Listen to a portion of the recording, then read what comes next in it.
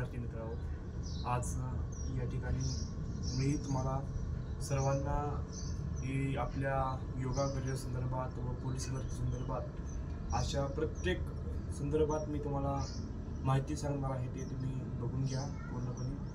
मुलांनो, योगा संदर्भात बरेच प्रकार आहेत आणि आता पोलीस भरती चालू आहे, SRP ग्राउंड चालू आहे, पोलीस भरतीचं मार्गदर्शन चालू आहे।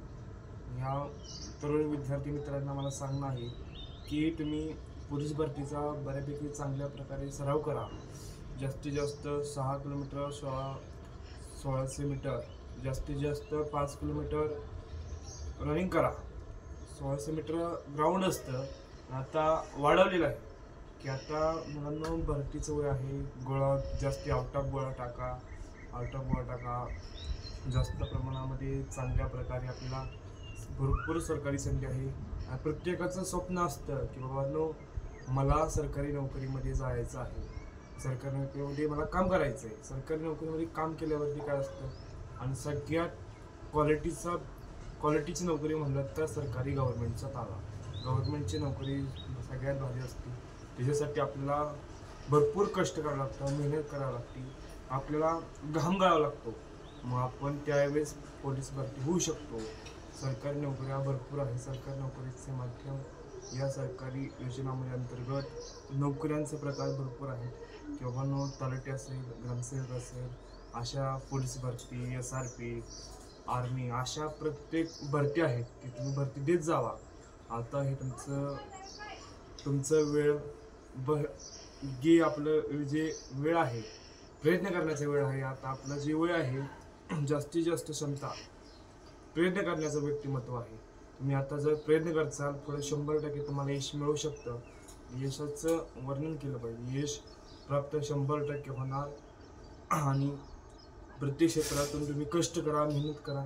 कष्ट हे केलं तर वाघिणीचं दूध आहे। ज्यावेळेस आपण डॉक्टर बाबासाहेब आंबेडकरांनी जे सांगितलेलं आहे की कष्ट हे वाघिणीचं दूध आहे, ज्यावेळेस विद्यार्थी कष्ट करत ते 100% महाराष्ट्राचं व तालुक्याचं व गावाचं नाव नेतृत्व करत असतो। आणि चांगल्या पद्धतीने प्रत्येक विद्यार्थी गरीब परिस्थितीतून काम करतो आणि गरीब परिस्थितीतून भरती होण्याचा प्रयत्न करत असतो।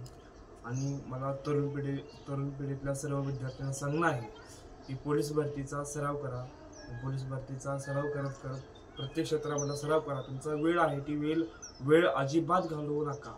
वेळाचं धोरण आहे, आत्ता तुमचा वेळ आहे, नंतर आपण वेळ निघून गेल्यावरती परत व्यक्ती काय करतात की बाबांनो, वेळ निघून गेल्यावरती काय करता येतच नाही।